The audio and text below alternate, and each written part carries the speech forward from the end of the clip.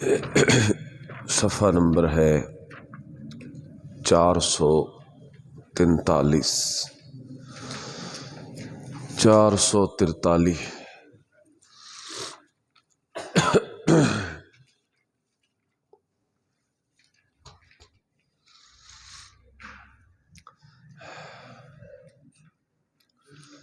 سورۃ المومنون، اس کی آیت نمبر 5 اور 6، تیسری اور چوتھی لائن، 2 لائنیں۔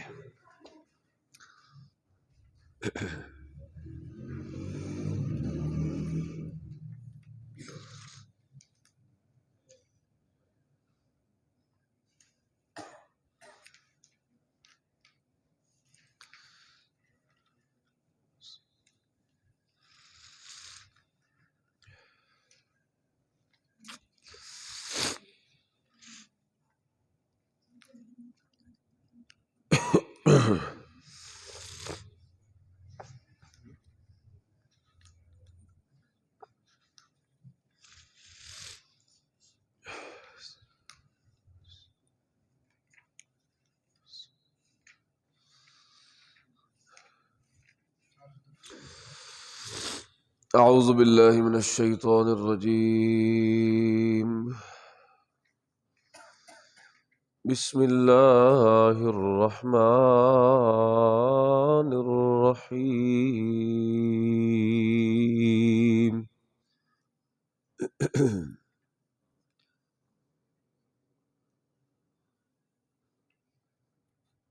یہ بچے قرآن پہ آ جاؤ، تو گپا مارن واسطے اتنے بلایا۔ بلال اور احد ادھر سامنے آ جاؤ، یہ درمیان میں چھوٹا بچہ نہیں جہاں بیٹھا ہے، ایک ادھر آ جاؤ اور ایک دوسرا ادھر کہیں اور آ جاؤ۔ ادھر آ جا احد، سبق دیکھو جو میں نکالوں اس کو پوری توجہ سے سننا ہے۔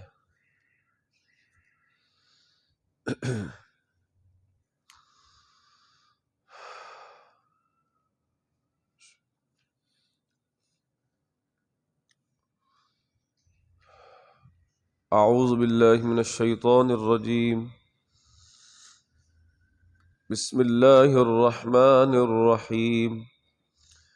والذین هم لفروجهم حافظون الا على ازواجهم او ما ملكت ايمانهم فانهم غير ملومين، فمن ابتغى وراء ذلك فأولئك هم العادون۔ اللهم صل على محمد وعلى آل محمد وبارك وسلم وصل عليه۔ معزز دوستو، آج کا جو درس ہے یہ اصلاح اعمال کے حوالے سے انتہائی اہم موضوع پر مشتمل ہے۔ آپ جانتے ہیں کہ اللہ نے قرآن مجید میں دنیا آخرت کی کامیابی اور اس کی رضا اور جنت کے حصول کے لیے جو 2 بڑے اصول بتائے ہیں، وہ ایمان اور عمل ہے، کہ پہلے نمبر پہ بندہ ایمان قبول کرے، صحیح العقیدہ موحد بنے۔ ایمان بندہ سب سے پہلے مضبوط کرے، صحیح العقیدہ ہو، اس کے عقیدے میں کوئی کجی لچک نہ آئے، اور پھر اس کے بعد وہ پوری زندگی اچھے اچھے عمل کرتا رہے۔ بس یہ 2 چیزوں کی اگر حفاظت رہے زندگی بھر، کہ عقیدہ بھی بچا بچا کے رکھے، موت تک اس پہ کوئی کمپرومائز، سودے بازی نہ کرے، مفادات کی آڑ میں آ کر عقائد میں ڈھیلا نہ ہو جائے۔ ایک یہ شرط، اور دوسری کہ وہ دنیا میں شیطان اور اپنے نفس کے حملوں سے اپنے آپ کو محفوظ رکھے، بچائے، اور گناہوں والی زندگی سے بچ کر اچھے اچھے نیک نیک اعمال کرتا رہے موت تک۔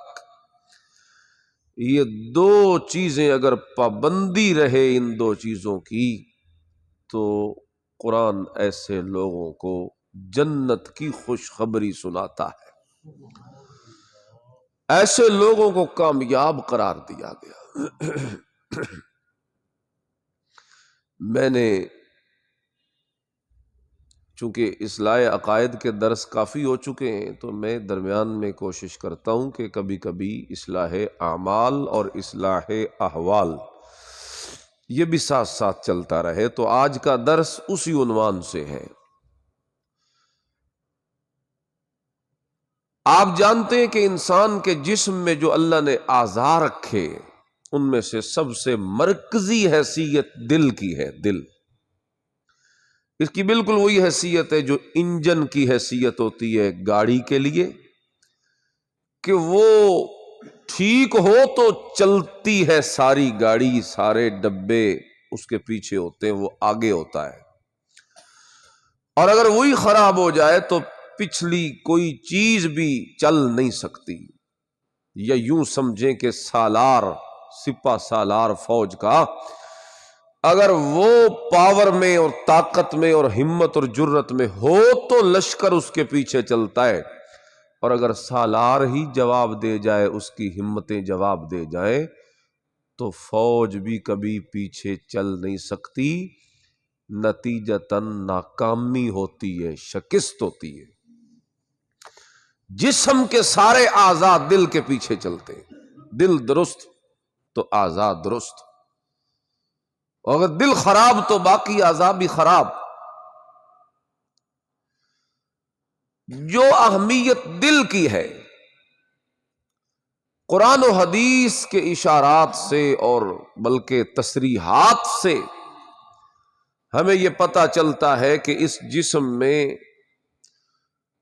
اور بھی کچھ ایسے اعضاء ہیں جن کی اہمیت بگڑنے اور سنورنے کے اعتبار سے بہت زیادہ ہے، کہ اگر وہ ٹھیک ہو تو جسم ٹھیک رہتا ہے، اگر وہ خراب ہو تو انسان پورے طور پہ تباہ و برباد ہو جاتا ہے۔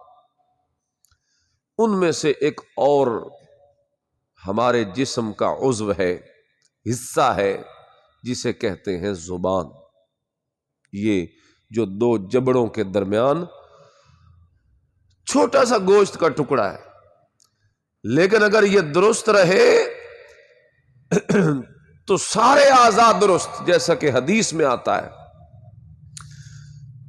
کہ صبح سویرے جسم کے سارے اعضاء زبان کے آگے منت کرتے ہیں، اتق اللہ فینا، خدا کے لیے اللہ سے ڈر جانا ہمارے معاملے میں۔ وہ کہتی ہے میرا معاملہ جدا، تمہارا جدا، میرا تم سے کیا تعلق، کہ تم کہتے ہو کہ ہمارے معاملے میں اللہ سے ڈر۔ تو حدیث میں رسول اللہ نے فرمایا کہ آگے سے تمام اعضاء کہتے ہیں ہم تیری منت اس لیے کر رہے ہیں کہ ان استقمتا، اگر تو سیدھی رہے تو استقمنا، ہم بھی سیدھے رہتے ہیں، وہ ان اعوججتا، اور اگر تو بگڑ جائے نا اور خراب ہو جائے نا تو اعوججنا، ہم خود بخود نہیں ٹھیک رہ سکتے، ہم بھی بگڑ جاتے ہیں۔ یہ ایک سمجھانے کا انداز ہے جناب رسول اللہ صلی اللہ علیہ وسلم کا، حقیقت بھی ہو سکتی ہے۔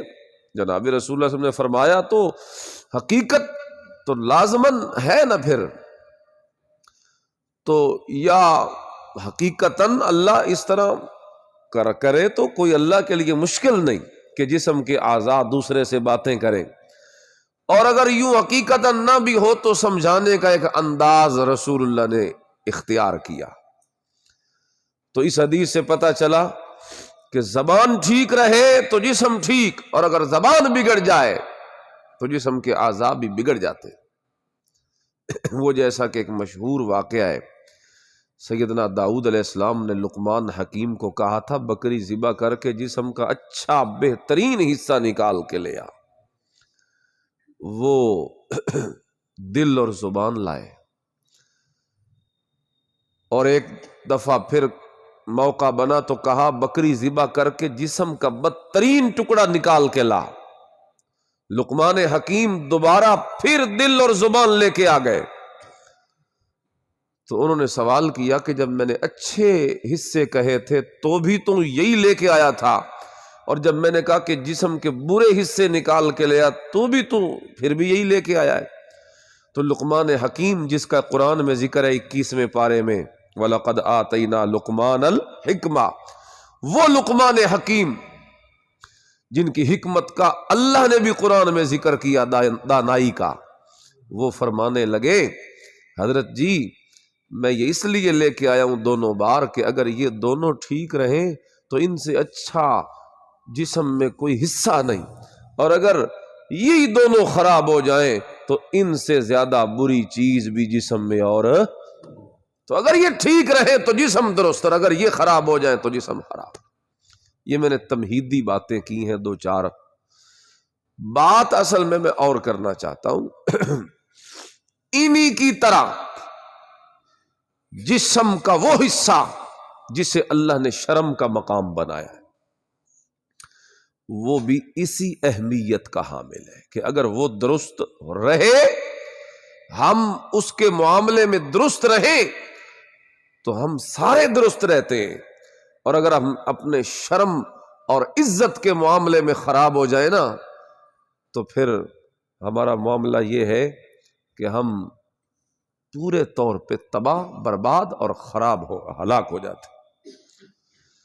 چنانچہ یہ ایک بڑا، چونکہ شرم کا مقام ہے نا، شرم کی باتیں ہیں نا، تو یہ عموماً کھلے طور پہ بیان بھی نہیں ہوتی، اور لوگ انہیں کھل کر پوچھ بھی نہیں سکتے علماء سے، تو اس لیے وہ جو صحیح رہنمائی شریعت کی طرف سے ہے وہ لوگوں کو ملتی نہیں، بس وہ آوارگی جو معاشرے میں پھیلی ہوئی ہے، یا وہ باتیں جو معاشرے میں پھیلی ہوئی ہیں وہ دوستوں سے کرتے ہیں، نوجوانوں سے کرتے ہیں، اور یوں غلط سلط رہنمائی ہوتی ہے، یا جو کوئی پٹی پڑھا دے اسی پہ نوجوان لگ جاتے ہیں، اور اس طریقے سے یہ جو ایک ہماری زندگی کا حصہ ہے، اس معاملے میں ہم غلطی کا شکار ہوتے ہیں، اور جب ہم یہ غلطی کر بیٹھتے ہیں تو نتیجتاً ہماری ساری زندگی جو ہے وہ خراب ہو جاتی ہے۔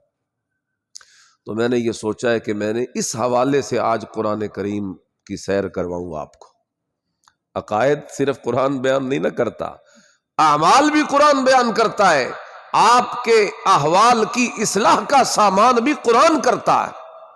کون سی وہ چیز ہے جو قرآن میں نہیں ہے؟ لا رطب ولا یابس الا فی کتاب مبین، ہر خشک و تر چیز کو اللہ نے اس قرآن میں بیان کر دی۔ شرط یہ ہے کہ کوئی سمجھنے والا ہو یا کوئی سمجھانے والا ہو۔ اللہ ہمیں عمل کی توفیق نصیب فرمائے۔ چنانچہ اسی عزت اور شرم کے مقام کے بارے میں اللہ کا قرآن کیا کہتا ہے؟ تیسری لائن دیکھیں، اعوذ باللہ من الشیطان الرجیم، بسم اللہ الرحمن الرحیم، والذین هم لفروجهم حافظون، بلکہ شروع سے ہی پڑھ لیں، قد افلح المؤمنون، بے شک کامیاب ہو گئے مومن۔ یہاں لکھا ہوا ہے رستگار، یہ پرانی اردو کا ترجمہ ہے، اردو کے لفظ بولیوں میں بدلتے رہتے ہیں، اور ہماری اردو تو پوری مرکب معجون ہے نا کئی زبانوں کی، اس میں فارسی ہے، اس میں عربی ہے، اس میں انگلش ہے، کئی زبان، یہ کوئی مستقل الگ زبان نہیں ہے۔ اردو الگ مستقل زبان نہیں، اردو کئی زبانوں کا مجموعہ ہے، عربی، انگلش، فارسی، ہندی، ان تمام اور بھی کئی، تو یہ مجموع، آپ حیران ہوں گے یہ جو قومی ترانہ بچے پڑھتے ہیں اسکول میں، آپ نے بھی سنا ہوا پڑھا ہوا، یہ پورا قومی ترانہ فارسی میں ہے۔ ہمیں کبھی محسوس ہوا ہے؟ صرف ایک لفظ اس میں کا، بس وہ اردو کا ہے، باقی پورا قومی ترانہ کس زبان میں ہے؟ لیکن ہم تو اسے اردو سمجھ کے پڑھتے ہیں، تو یعنی اردو میں اتنی زیادہ وہ دوسری زبانیں شامل ہیں۔ بہرحال قد افلح المؤمنون، کامیاب ہو گئے مومن۔ عربی میں جو فلاح کا لفظ بولا جاتا ہے، مفسرین لکھتے ہیں کہ یہ دونوں جہانوں کی کامیابی کے لیے ہوتا ہے۔ صرف دنیا کی کامیابی کو فلاح نہیں کہتے، صرف آخرت کی کامیابی کو بھی فلاح نہیں کہتے۔ دنیا اور آخرت دونوں جہانوں کی جب کامیابی کا ذکر ہو نا، وہاں لفظ عربی میں کون سا بولا جاتا ہے؟ فلاح۔ تو معنی کیا کریں گے؟ قد افلح المومنون، دنیا میں بھی کامیاب ہو گئے یہ مومن اور آخرت میں بھی کامیاب ہو گئے مومن۔ اب سوال ہے کہ مومن ہے کون، ان کی صفتیں اور علامتیں کیا ہیں؟ چنانچہ فرمایا ان کی صفتوں اور علامتوں میں سے پہلی علامت یہ ہے الذین هم فی صلاتهم خاشعون، وہ نماز میں عجز و نیاز کرتے ہیں، راز و نیاز کی باتیں کرتے ہیں۔ عجز و نیاز یعنی جھکتے ہیں اپنے مالک کے آگے، زاریاں عاجزیاں منتیں ترلے اس کے آگے کرتے ہیں، اپنا ماتھا اپنا ناک اسی کے آگے رگڑتے ہیں، یعنی اپنے آپ کو گھٹاتے ہی گھٹاتے ہیں اور اس کی ذات کو بڑھاتے ہی بڑھاتے ہیں۔ یہ ہے عجز و نیاز۔ والذین هم عن اللغو معرضون،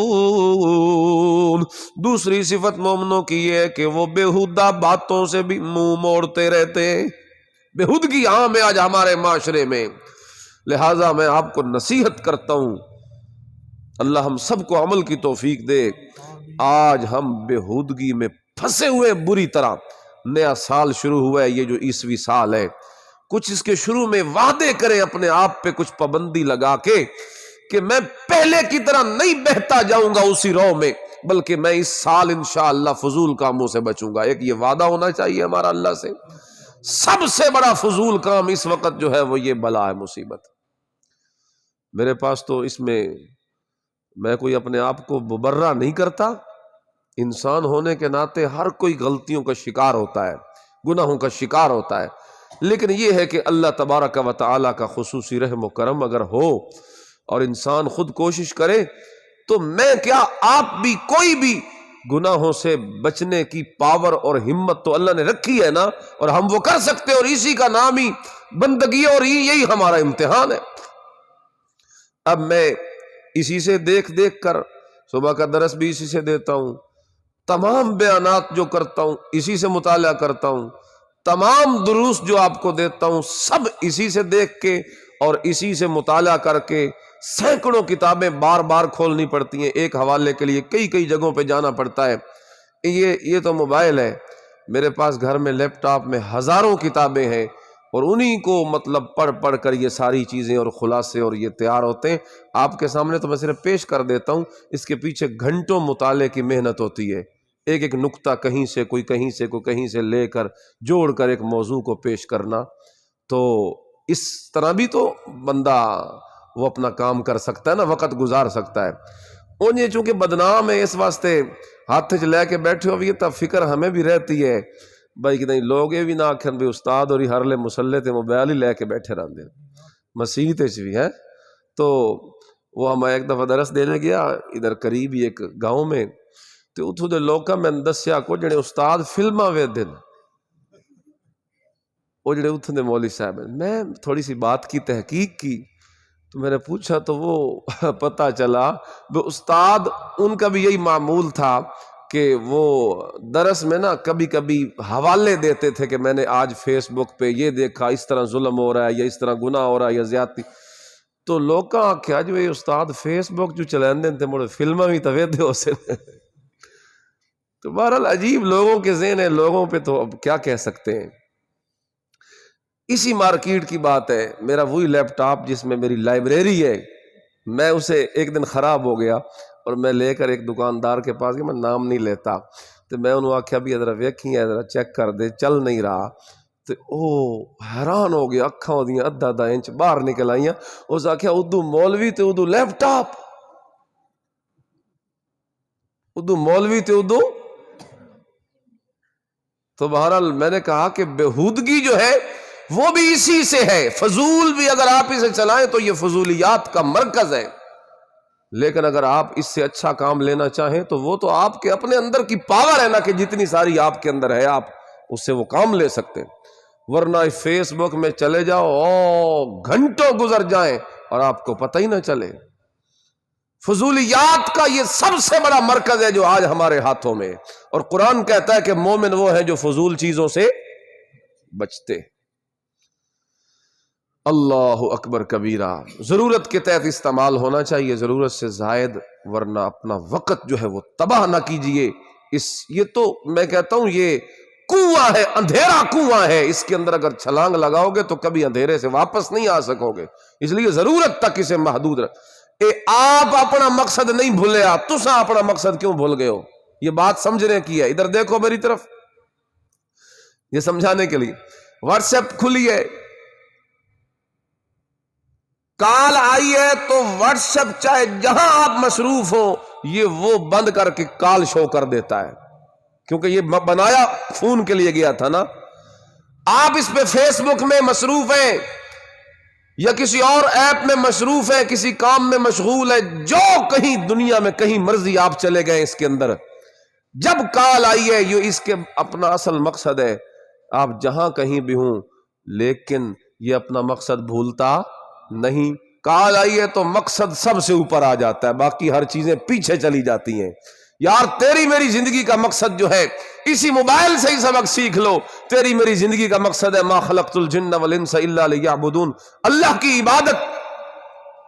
تو ہم جب دنیا کی دائیں بائیں چیزوں سے مصروف ہوتے ہیں تو ہم اپنے مقصد کو کیوں بھول جاتے ہیں؟ جس موبائل سے تباہی پھیل رہی ہے، اسی موبائل سے یہ نصیحت بھی تو حاصل کی جا سکتی ہے کہ جس طرح جہاں کہیں بھی یہ چلا جائے، کال آئے جو اس کا اصل مقصد ہے بننے کا، بنایا اسی لیے گیا تھا فون کرنے کے لیے، کال کرنے کے لیے، باقی چیزیں تو بعد میں ساتھ ساتھ ملتی جا رہی ہیں نا، تو یہ اس کو نہیں بھولتا، وہ شو ہو جاتی ہے سب سے اوپر۔ تو ہمیں بھی دنیا میں جہاں کہیں بھی شیطان بھٹکانا چاہے یا اپنے رنگ میں وہ لینا چاہے، ہمیں اللہ کی یاد اور اللہ کی عبادت کو اپنے وقت پہ کرنا ہے، اس میں لگ کر ہم نے اسے بھولنا۔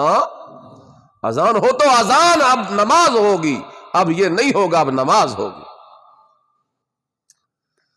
اللہ اکبر۔ بہرحال بیہودہ باتوں سے مومن منہ موڑتے ہیں۔ والذین هم للزکاة فاعلون، زکوٰۃ ادا کرتے ہیں۔ اللہ اکبر۔ یہ مکی صورت ہے نا، اور زکوٰۃ کا حکم تو مدینے میں آیا، تو یہاں زکوٰۃ کیسے آ گئی؟ زکوٰۃ سے مراد وہ نفس کی زکوٰۃ، کیونکہ زکوٰۃ کا اصل معنی ہوتا ہے پاک کرنا۔ زکوٰۃ کا اصل معنی کیا ہوتا ہے؟ وہ جب زکوٰۃ نکالتے ہیں آپ تو مال کی میل کچیل نکل جاتی، مال پاک ہو جاتا ہے، اس لیے اس کو بھی زکوٰۃ کہتے ہیں، ورنہ اصل معنی زکوٰۃ کا پاک کرنا ہے۔ تزکیہ سے دل کی صفائی، دل کی منجائی، دل کو گناہوں سے پاک کرنا، تو یہ معنی ہوگا اگر والذین هم للزکاة فاعلون، اور مومن وہ ہیں جو اپنے دل کی پاکی کا بھی اہتمام کرتے ہیں۔ دونوں معنی ہو سکتے ہیں، وہ مال والی زکوٰۃ بھی اور اپنے دل کو پاک کرنے والا وہ کام بھی، اس کو بھی زکوٰۃ کہتے ہیں، تزکیہ۔ والذین هم لفروجہم حافظون، منزل تک پہنچتے پہنچتے ہم کافی لیٹ ہو گئے۔ والذین هم لفروجہم حافظون، لیکن میں نے کوئی بات فضول نہیں کی، ایک ایک بات قیمتی ہے۔ آپ سمجھیں گے یہ موضوع آدھا آج ہو جائے گا، بے شک اگر بچ گیا تو آدھا کل ہو جائے گا، لیکن میں کوشش کرتا ہوں 10 منٹ میں اسے سمیٹ لوں تاکہ ہاں۔ اور مومن وہ ہیں جو اپنی شرمگاہوں کی حفاظت کرتے ہیں۔ دیکھیے بھائی ترجمہ، مومن وہ ہے جو اپنی شرمگاہوں کی حفاظت کرتے ہیں، الا علی ازواجہم او ما ملکت ایمانہم، مگر اپنی بیویوں سے یا کنیزوں سے یعنی لونڈیوں سے جو ان کی ملک میں ہوتی ہیں، فإنہم غیر ملومین، کہ ان سے مباشرت کرنے سے انہیں ملامت نہیں، یعنی جو رستے اللہ نے جائز قرار دے دیے، بیوی یا لونڈی، ان سے مباشرت کو حلال قرار دیا۔ اللہ نے جب انسان کے اندر وہ طاقت رکھی ہے تو اسے صرف اور خرچ کرنے کے اب دو طریقے ہیں، یا حلال میں یا حرام میں۔ اللہ نے حرام سے بچانے کے لیے حلال انتظام کیا اور نکاح کا حکم جاری کر دیا، نکاح کا حکم جاری کر دیا۔ تو وہاں بھی مباشرت حلال، اور وہ لونڈیاں کون سی ہوتی ہیں بھلا؟ آج کل تو نہ جہاد رہا نہ جہاد کی برکات رہی۔ جب جہاد ہوا کرتا تھا تو کافروں کی جو عورتیں قید ہوتی تھیں انہیں لونڈیاں بنا دیا جاتا، یعنی وہ مسلمانوں میں ان لڑنے والے مجاہدوں میں تقسیم ہو جاتی، یہ تیری ہو گئی، یہ تیری، تو وہ جس کو مل جاتی اس کی وہ لونڈی ہو جاتی۔ لونڈی سے بھی مباشرت کرنے کو شریعت نے حلال قرار دیا بغیر نکاح کے، اللہ کا حکم ہے۔ اللہ اکبر کبیرہ۔ بہرحال اب نہ جہاد ہے اور اب نہ وہ لونڈیاں ہیں، اس لیے حکم آپ کو معلوم ہونا چاہیے۔ بیویوں اور کنیزوں سے یعنی لونڈیوں سے جو ان کی ملک میں ہوتی ہیں ان سے مباشرت کرنے سے انہیں ملامت نہیں، یعنی کوئی ملامت نہیں اگر وہ ان کے قریب جائیں مرد۔ لیکن اگلی آیت بڑی دیکھنے والی تو وہ ہے نا، فَمَنِ ابْتَغَىٰ وَرَاءَ ذَلِكَ، اور جو ان کے سوا اوروں کے طالب ہوں اور رستے ڈھونڈے ان دو کے علاوہ، بیوی اور لونڈی ان دو کے علاوہ جو کوئی اور رستہ ڈھونڈے گا، فَأُولَئِكَ هُمُ الْعَادُونَ، وہ اللہ کی مقرر کی ہوئی حدوں سے نکل جانے والے ہیں۔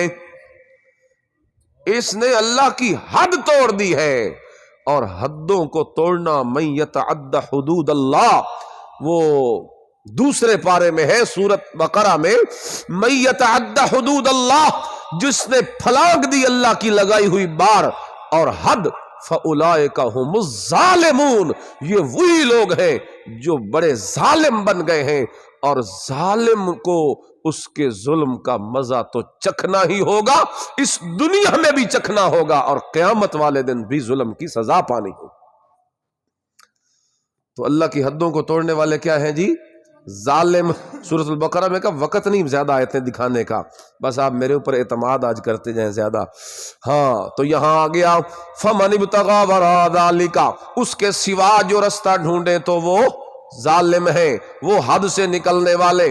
اب میری طرف دیکھو، اس کے سوا کون سے رستے ہیں؟ زنا، یعنی بغیر نکاح کے آپ نے کسی عورت سے تعلق قائم کر لیا، جنسی تعلق، تو وہ حرام ہے، اسے زنا کہا جائے گا کہ مرد نے کسی عورت سے ناجائز تعلقات، برے تعلقات، غلط تعلقات قائم کر لیے تو یہ حرام ہے۔ رسول اکرم صلی اللہ علیہ وسلم کو دکھایا گیا کہ ایک بہت بڑا وہ تندور کی طرح ایک بہت بڑی کھائی اور کنواں ہے جو اوپر سے تنگ اور نیچے سے کھلا، اس میں ننگے مرد اور ننگی عورتیں جر رہے۔ رسول اللہ نے پوچھا یہ کون بدبخت ہے؟ تو آپ علیہ السلام کو بتایا گیا یا رسول اللہ یہ آپ کی امت کے زانی مرد اور زانیہ عورتیں، اور یہ زنا کتنا بڑا وہ جرم ہے۔ ادھر دیکھو ذرا سورۃ نور نکالو، چلو میں دکھائی دوں آیتیں آپ کو، اسی 18ویں پارے میں تھوڑا سا آگے آئے، 453 صفحہ نکالیں۔ اللہ اکبر۔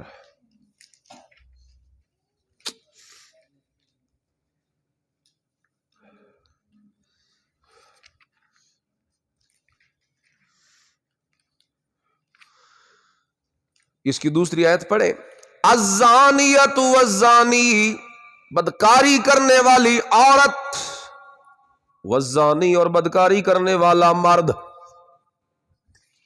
فَاجْلِدُوا كُلَّ وَاحِدٍ مِّنْهُمَا 100 جلدہ، جب ان کی بدکاری ثابت ہو جائے، یعنی 4 گواہ انہیں بدکاری کرتے ہوئے دیکھ لیں، اور صرف شک نہیں دیکھ لیں، حقیقتاً کالمیل فی المکحلہ، اللہ اکبر، جب دیکھ لیں انہیں اور ثابت ہو جائے کہ واقعتاً انہوں نے برائی اور بدکاری کی ہے، قرآن کہتا ہے تو دونوں میں سے ہر ایک کو 100 درے مارو۔ یہ کوڑے ہوتے ہیں چمڑے کا بنا ہوا، یہ کبھی کبھی آپ نے دیکھا ہے اے جو گھوڑوں والوں کے پاس، ٹانگے والوں کے پاس پیچھے سوٹی کے آگے چمڑا کو ایک وہ پٹی جو ہے اس کی باندھی ہوتی ہے، ان کیا دن چھانٹا، چھمک چھانٹا کوئی اسے آپ کہہ لیں، وہ چمڑے کا ہے۔ کوڑا بھی اسی طرح چمڑے کا ہوتا ہے۔ جن نے بدکاری کی ہے مرد میں سے عورت میں سے، فرمایا اگر ثابت ہو جائے تو ہر ایک کو 100 کوڑے مارے جائیں گے۔ اور آگے سنو آگے، وَلَا تَأْخُذْكُمْ بِهِمَا رَأْفَةٌ فِي دِينِ اللَّهِ إِن كُنتُمْ تُؤْمِنُونَ بِاللَّهِ وَالْيَوْمِ الْآخِرِ، اور اگر تم اللہ اور آخرت پر ایمان رکھتے ہو تو، اور اگر تم اللہ اور آخرت پر ایمان رکھتے ہو تو اللہ کے حکم میں تمہیں ان پر ہرگز ترس نہ آئے۔ یعنی کوڑے مارتے ہوئے ظاہر بات ہے انہیں تکلیف ہوگی، وہ چیخے چلائیں گے تو صحیح، جب ان کی چمڑی ادھڑ رہی ہوگی اس کوڑے سے، اور 1 2 10 20 نہیں، پورے کتنے ہیں 100، تو ہو سکتا ہے کہ ان کی جان بھی چلی جائے اسی میں، وہ مر بھی جائیں۔ قرآن کہتا ہے وہ جتنے تڑپ رہے ہوں اپنی سزا کے پاتے وقت، تمہیں ترس نہیں آنا چاہیے کہ تم چھوڑ دو اور کہو بس کرو جی، بس کرو جی، چھوڑ دو جی۔ قرآن کہتا ہے اگر تمہارے اندر ایمان ہے تو سزا پوری کرنا۔ یہ آیتیں بھی ہم سے چھپی ہوئی ہیں، یہ آیتیں بھی ہم سے،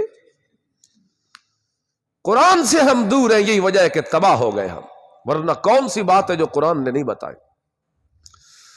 وَلْيَشْهَدْ عَذَابَهُمَا طَائِفَةٌ مِّنَ الْمُؤْمِنِينَ، آگے سنو، فرمایا اور چاہیے کہ ان کی سزا کے وقت مسلمانوں کی ایک جماعت بھی موجود ہو، یعنی ان مجرموں کو سزا دیتے وقت یہ نہیں کہ الگ لے کر، نہ، پورا مجمع لگا کے عوام کو بلا کے جمع کر کے اکٹھا کے درمیان میں سب کے سامنے انہیں سزا دی جائے۔ ایک قرآن دی دسی ہوئی سزاواں، اللہ کی بتائی حدود ہیں، جنہیں آج لوگ کہتے ہو جی ظلم ہے، ظلم ہے جی، ظلم ہے۔ اچھا یہ ظلم ہے تو کسی کی عزت کو لوٹنا کوئی ظلم نہیں تھا؟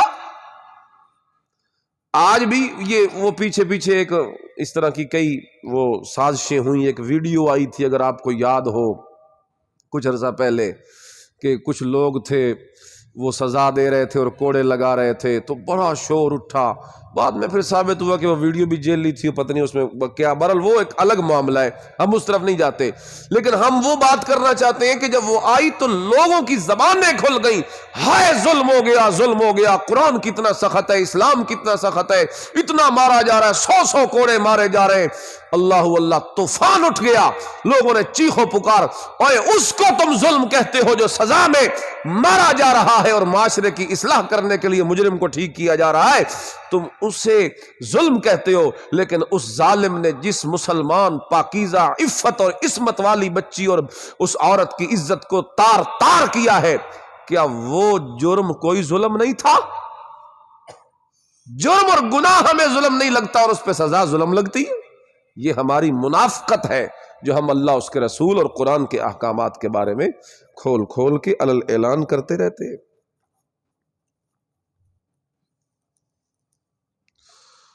اللہ اکبر کبیرہ۔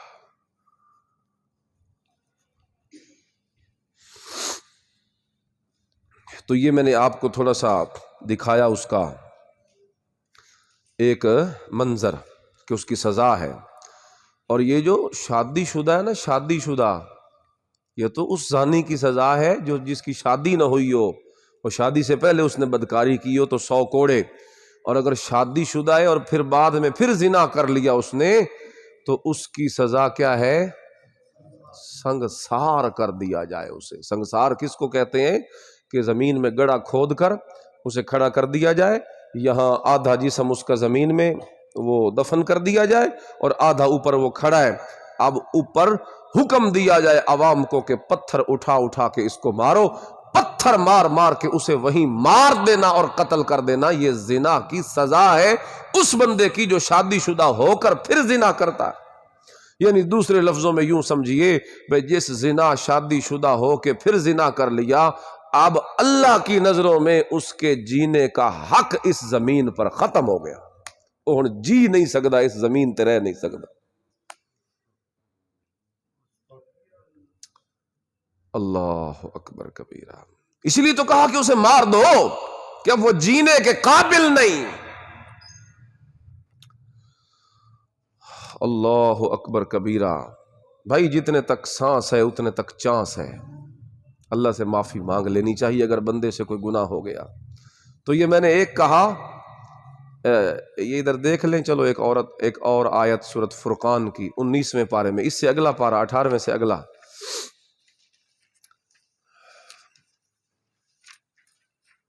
اللہ نے اپنے ایمان والوں کو، بڑا مہربان ہے خدا، اس نے امیدیں بھی بڑی دلائی ہیں، اس نے اپنی رحمت بھی بڑی نچھاور کی اپنے گناہ گار بندوں پر.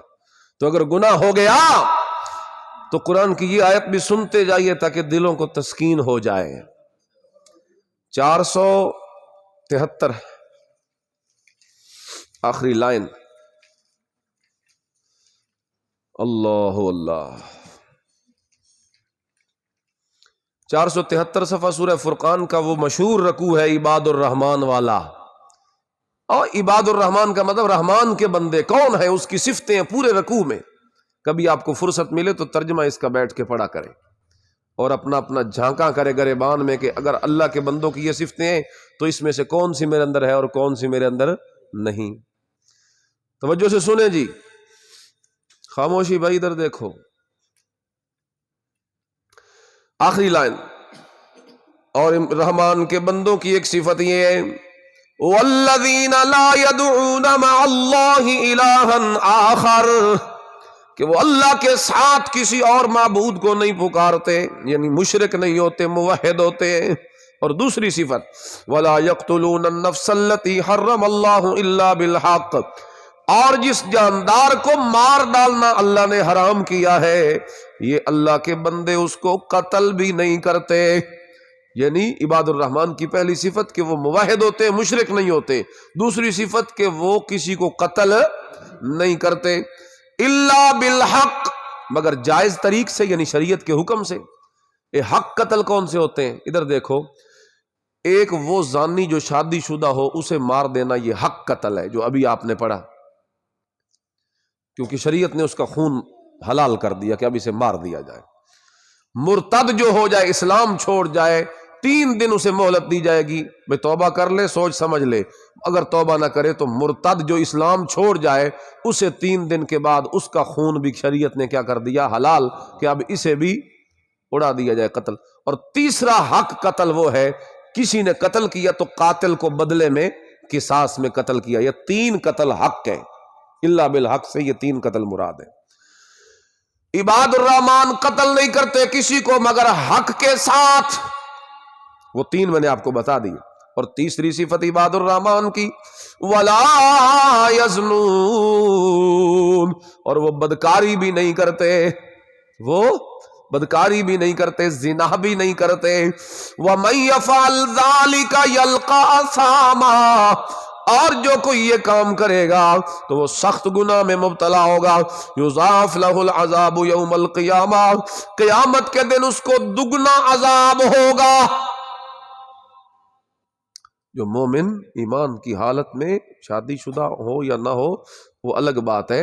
ایمان کی حالت میں عباد الرحمن اگر موحد ہو تو مشرک، شرک کرے تو پھر بھی، زنا کرے تو پھر بھی، قتل کرے تو پھر بھی سزا کیا ہے کہ عذاب اسے دگنا ہوگا. اللہ ہم سے تو سنگل بھی برداشت نہیں ہوگا، اور یہ تو کتنی سخت آیت ہے قرآن کی. دگنا عذاب ہوگا.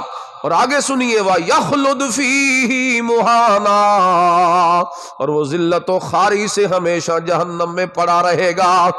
اسی میں رہے گا، ذلت و خواری میں. اللہ اتنی سخت سزا، اتنی سخت سزا. لیکن جو بندہ توبہ کرے، سبحان اللہ، شکر کرو اللہ نے یہ توبہ والا صابن رکھا ہے کہ اگر اس سے دھویا جائے تو داغ پلے میں بچتا نہیں. یہ صابن اللہ نے رکھا ہے، یہ توبہ والا آپشن اللہ نے رکھا ہے. یہ وہ چیز ہے جو آپ کے نامہ اعمال، جسے آپ دیکھتے نہیں، جو آپ کبھی ہاتھ میں پکڑ نہیں سکتے اپنا نامہ اعمال، جس میں آپ کو رد و بدل نہیں یہ توبہ والی وہ چیز ہے جہاں آپ اپنے نامہ اعمال سے جا کے اپنے گناہ مٹوا لیتے ہیں. یہ وہ چیز ہے توبہ. اب سنیے آگے. الا من تابا، مگر وہ شخص جس نے توبہ کی۔ یہاں یہ سمجھتے جائیے کہ توبہ کسے کہتے ہیں، میری طرف دیکھیں۔ توبہ میں 4 شرطیں ہوتی ہیں۔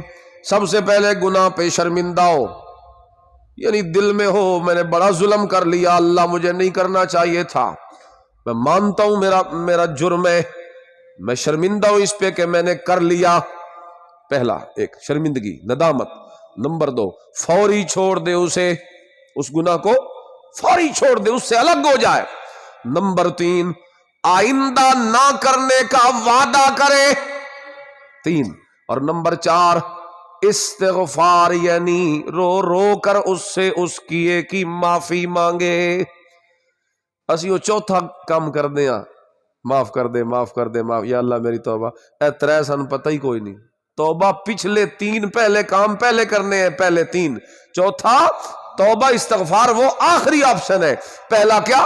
شرمندگی، ندامت، اور رو رو کے اس کے سامنے شرمندہ ہو، تنہائیوں میں بیٹھے، تہجد میں اٹھے یا آگے پیچھے کہیں، اور اس کے بعد فوری گناہ چھوڑ دے، آئندہ نہ کرنے کا وعدہ کرے، پھر توبہ استغفار کرے۔ یہ ہوتی ہے توبہ الا من تابا، جس نے توبہ کی اس طریقے سے، وآمنا، اور ایمان لے آیا، وعمل عملا صالحا، اور اچھے اچھے کام کے اب اگلی زندگی میں کرنے شروع کر دیے۔ قرآن کہتا ہے فاولئک، یہی ہے وہ لوگ، یبدل اللہ سیئاتہم حسنات، اگر یہ گناہ کرنے والے توبہ کر لیں سچے دل سے تو ایسے لوگوں کے گناہوں کو بھی اللہ نیکیوں سے بدل دے گا۔ وَكَانَ اللَّهُ غَفُورًا رَحِيمًا۔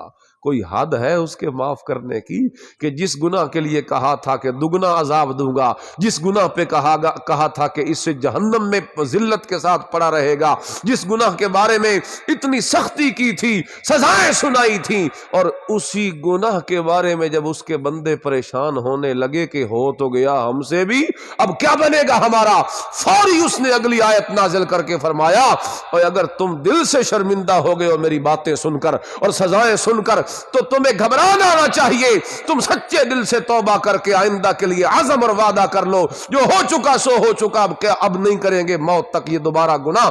اللہ کہتا ہے اگر تم دل سے سچے طور پہ توبہ کر لو تو میں تمہارے گناہوں کو بھی نیکیوں سے بدل دوں۔